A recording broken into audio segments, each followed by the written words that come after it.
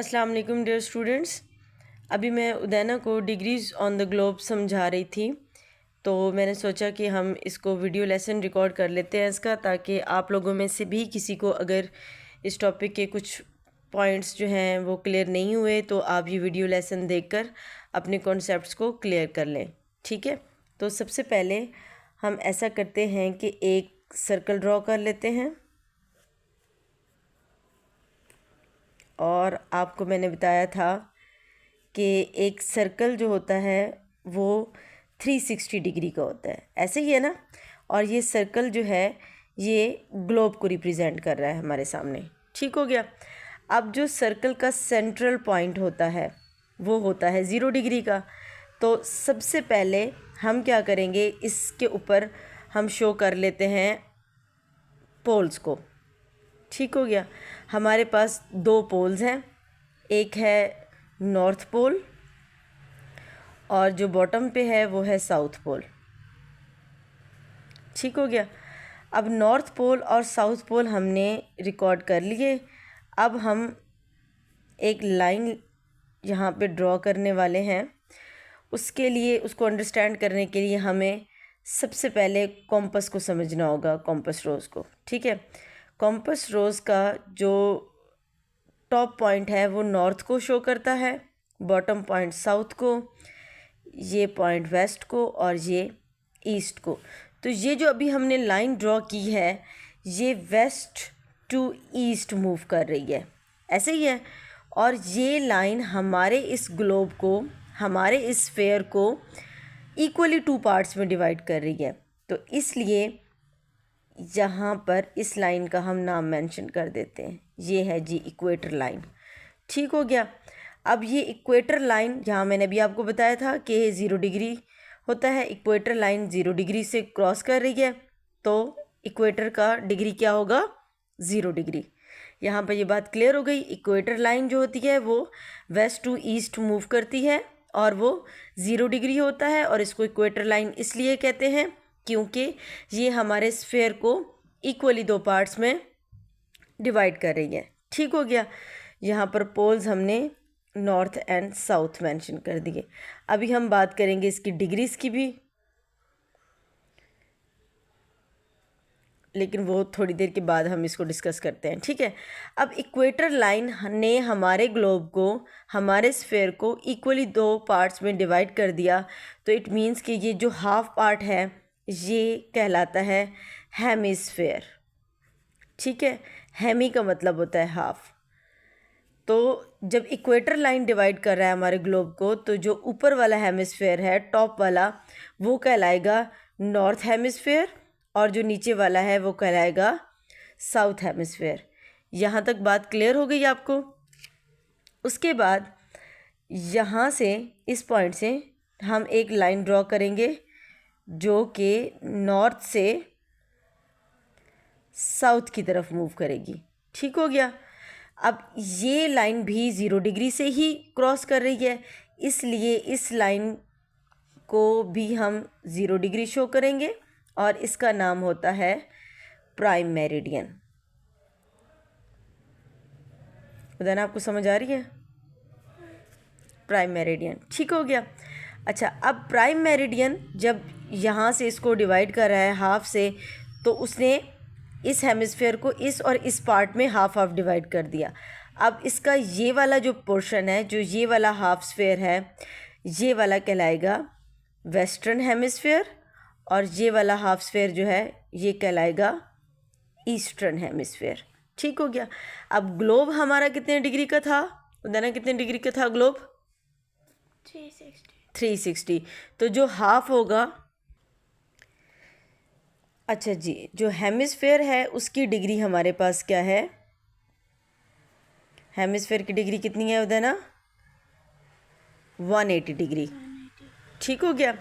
अब 180, आप यहाँ पर देखो, यहाँ से ऐसे और ऐसे ये एक एंगल बन रहा है। ये कौन सा एंगल होता है, राइट एंगल। यहाँ से ऊपर भी और यहाँ से नीचे भी, इस साइड से भी और इस साइड से भी, ये एंगल होता है 90 डिग्री का। इसलिए हमारा ये जो नॉर्थ पोल है ये 90 डिग्री है और साउथ पोल जो है वो भी 90 डिग्री है। इसीलिए अभी मैंने आपसे कहा था कि पोल्स की डिग्री थोड़ी देर के बाद हम क्लियर करते हैं। ठीक हो गया, ये हमारे पोल्स की डिग्रीज भी क्लियर हो गई। अब इक्वेटर लाइन से यहाँ पर थोड़ा सा ऊपर हम एक लाइन जो है वो ड्रॉ कर रहे हैं, वेस्ट टू ईस्ट, टॉप पर भी और बॉटम पर भी इक्वली। ठीक हो गया, इस लाइन को हम कहते हैं ट्रॉपिक लाइन। क्या कहते हैं? Tropic line. अब ऊपर जो नॉर्थ में है जो ट्रॉपिक है वो है ट्रॉपिक ऑफ कैंसर, और जो साउथ में बॉटम में है वो है ट्रॉपिक ऑफ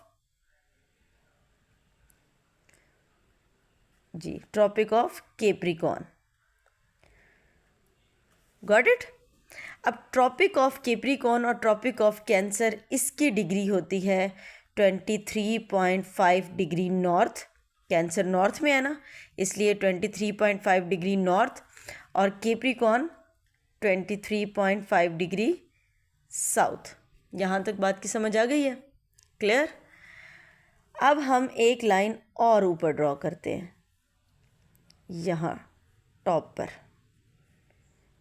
ये हमारा जो स्फेयर है उसके ऊपर जो आप लोगों को मैंने क्लास में ग्लोब दिखाया था ना, उसके ऊपर टॉप में हमारे पास सर्कल्स बने हुए थे। तो ये लाइन जो है वो शो करती है सर्कल्स को, इसलिए हम इसको कहते हैं सर्कल लाइन। ठीक हो गया? अब टॉप पर भी है और बॉटम पर भी। अब ये सर्कल, आपको पता है इधर हमारे पास ओशन है। कौन से वाला ओशन? जो सबसे स्मॉल ओशन है, उस ओशन का नाम है आर्कटिक ओशन। इसलिए इस सर्कल का नाम क्या है? Arctic circle. क्लियर हो गया? बॉटम पे हमारे पास ओशन है एंटार्क्टिक, और एंटार्क्टिक जो ओशन है उसको सदर्न ओशन भी कहते हैं। ठीक है, अब ये जो सर्कल है एंटार्क्टिक सर्कल और ऊपर वाला आर्कटिक सर्कल, इसकी डिग्रीज हैं 66.5 डिग्री नॉर्थ और यहाँ से 66.5 डिग्री साउथ। क्लियर हो गई बात? ये सारी लाइंस जो थी ये लेटीट्यूड्स की लाइन है। अभी हमने यहाँ पर मज़ीद लाइंस जो है वो ड्रॉ करनी है। ये सारी ऐसे हम इसको फिल कर लेते हैं लाइंस को। ये अब सारे मैं लेटीट्यूड जो है वो ड्रॉ कर रही हूँ। ठीक हो गया? ये सारे लेटीट्यूड्स हो गए ड्रॉ।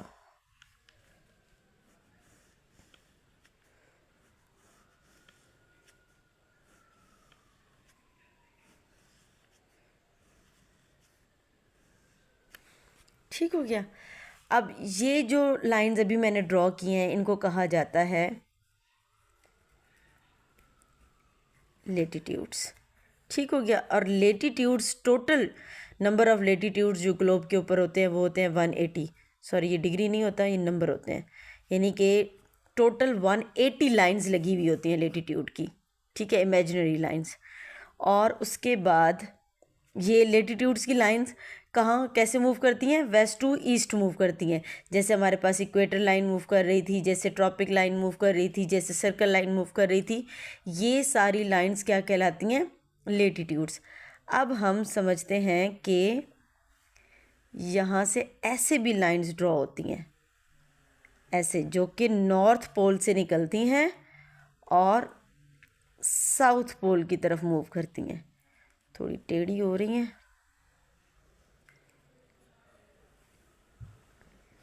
यहाँ से ऐसे।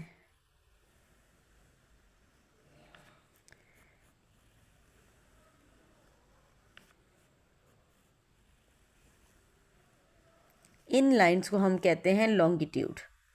लॉन्ग लाइंस होती हैं ना, इसलिए हम इनको क्या कहते हैं? लॉन्गिट्यूड्स। ठीक हो गया? अच्छा, अब जो लॉन्गिट्यूड्स हैं उनके नंबर ऑफ लाइंस कितने होते हैं पता है? लॉन्गिट्यूड्स के नंबर ऑफ लाइंस होती हैं 360, और इसी 360 से ही हमें पता चलता है कि एक ग्लोब जो है वो कितने डिग्री का होता है? 360 का। यहाँ तक बात समझ आ गई? क्लियर हो गई आपको? ठीक है, अब एक दफ़ा इसको रिव्यू कर लेते हैं सारे टॉपिक को, ताकि पिछला जो सारा टॉपिक है वो आपको क्लियर हो जाए। सबसे पहले हमने क्या किया, सर्कल ड्रॉ किया, सर्कल की हमने डिग्री शो की 360 डिग्री, ठीक है। उसके बाद इक्वेटर लाइन की डिग्री थी 0, सेंटर से मूव हो रही है, वेस्ट टू ईस्ट मूव हो रही है। इसी तरह नॉर्थ से साउथ में एक सेंट्रल लाइन थी जिसको हमने प्राइम मेरिडियन कहा और वो भी 0 डिग्री पर थी, ठीक हो गया। उसके बाद ट्रॉपिक की लाइंस, टॉप पर बॉटम पर, टॉप वाले को कैंसर, बॉटम वाले को कैप्रिकॉर्न, इसकी डिग्री 23.5 डिग्री नॉर्थ और ये 23.5 डिग्री साउथ। उसके बाद सर्कल लाइंस हमने लगाई, सर्कल लाइन में जो टॉप वाला सर्कल था वो आर्कटिक सर्कल और जो बॉटम वाला सर्कल है वो एंटार्क्टिक सर्कल, और इसकी डिग्री है 66.5 डिग्री नॉर्थ और 66.5 डिग्री साउथ। उसके बाद हमने सारे के सारे लेटीट्यूड्स ड्रॉ कर लिए, लेटीट्यूड्स टोटल होते हैं 180। उसके बाद हमने लॉन्गिट्यूड्स ड्रॉ कर लिए और लॉन्गिट्यूड हमारे पास कितने होते हैं 360। यहाँ तक क्लियर हो गई बात। अब ये देखो, अब हम इसी के ऊपर शो करेंगे ओशंस को, ठीक हो गया, ओशंस को भी और कॉन्टिनेंट्स को भी इसी ग्लोब के ऊपर। सबसे पहले हम ऐसे करते हैं कि शो कर लेते हैं कॉन्टिनेंट्स को, ठीक हो गया। यहाँ से मैं ऐसे करके ना, ये है जी हमारे पास ट्विन कॉन्टिनेंट, ऊपर वाला नॉर्थ अमेरिका, नीचे वाला साउथ अमेरिका, और साउथ अमेरिका का कुछ पार्ट ऊपर वाले हेमिस्फेयर मतलब इक्वेटर लाइन से ऊपर भी है, नॉर्थ वाली साइड पर, ठीक हो गया। उसके बाद यहाँ पर हमारे पास यूरोप है ऐसे करके, उसके पास यूरोप के साथ ही हमारे पास एशिया है, और यहाँ से ऐसे करके हमारे पास अफ्रीका है, ठीक हो गया।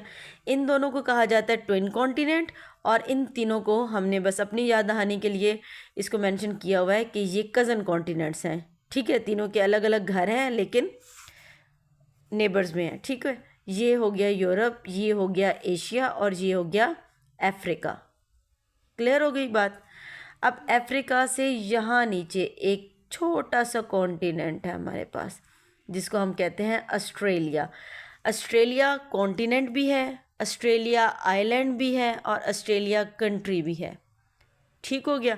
और ये सबसे स्मॉल कॉन्टिनेंट है, और सबसे लार्ज कॉन्टिनेंट कौन सा होगा, एशिया, ठीक हो गया।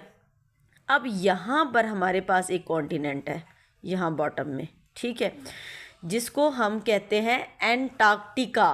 क्या कहते हैं, एंटार्क्टिका। अब एंटार्क्टिका की भी एक कहानी है, वो मैं आपको बताती हूँ उसकी क्या कहानी है। उसकी ये कहानी है कि जो एंटार्क्टिका है ना, एंटार्क्टिका का कुछ पोर्शन जो है वो लैंड है और कुछ पोर्शन जो है वो आइसी ओशन है। तो जो लैंड पोर्शन है उसमें हम ए लिखते हैं, यानी कि एंटार्क्टिका लिखते हैं, ठीक है। और जो ओशन जब हम इसको शो करने लगेंगे तो फिर हम इसको एंटार्क्टिक लिखेंगे। अब बच्चे इसमें कन्फ्यूजन का शिकार हो जाते हैं, इसलिए हम जो एंटार्क्टिक जब ओशन शो करते हैं तो हम इसको सदर्न ओशन के नाम से भी ले लेते हैं, ठीक है। इसी तरह जो ये ऑस्ट्रेलिया है, ऑस्ट्रेलिया का भी एक और नाम है, इसको ओशनिया भी कहते हैं, ठीक है। तो यहाँ पे हमारे पास कितने कॉन्टिनेंट हो गए होते हैं ना, 1 2 3 4 5 6 और 7, ठीक है। अब पीछे क्या बच गए हमारे पास, ओशंस। ओशंस ये देखें, ये नॉर्थ अमेरिका और साउथ अमेरिका के ये लेफ़्ट साइड पर हमारे पास यहाँ पर ये है पैसिफिक ओशन, यहाँ मैं पी से शो कर देती हूँ। पैसिफिक ओशन वेस्ट में भी है और ईस्ट में भी है, ठीक हो गया। उसके बाद आप ये देखें, north America, south America, Europe और अफ्रीका के बीच में यहाँ पर इस जगह पर ये है जी अटलांटिक ओशन, 80 मेंशन कर देती हूँ, अटलांटिक ओशन, ठीक हो गया। अफ्रीका और ऑस्ट्रेलिया के बीच में, ऑस्ट्रेलिया मैंने इधर शो कर दिया है, थोड़ा सा ये इस साइड पे है, ठीक है। अफ्रीका और ऑस्ट्रेलिया के बीच में इस जगह पर हमारे पास है इंडियन ओशन। क्लियर हो गई, 3 ओशन हमारे पास। ये 3 जो है ना ये रनी ओशंस हैं, मतलब यहाँ पे पानी है, लेकिन ये जो टॉप पर हमारे पास ओशन था आर्कटिक ओशन, ये आइसी है, आर्कटिक ओशन, और नीचे कौन सा ओशन है, एंटार्क्टिक ओशन। अब ये हमारे पास कितने ओशन हो गए, 5। अच्छा, अब ओशंस का नाम याद रखने के लिए मैं आपको एक ट्रिक बताती हूँ। आप ये लिख सकते हैं पैसा, ठीक है, पैसा। ये एब्रीवेशन है basically. P for Pacific, A for Atlantic, I for Indian, S for southern ocean और A for Arctic ocean. Clear होगी बात? ये हमारे ओशंस हैं। तो आई होप आपको ये सारे पॉइंट अच्छे तरीके से क्लियर हो गए होंगे अब। Thank you, good bye.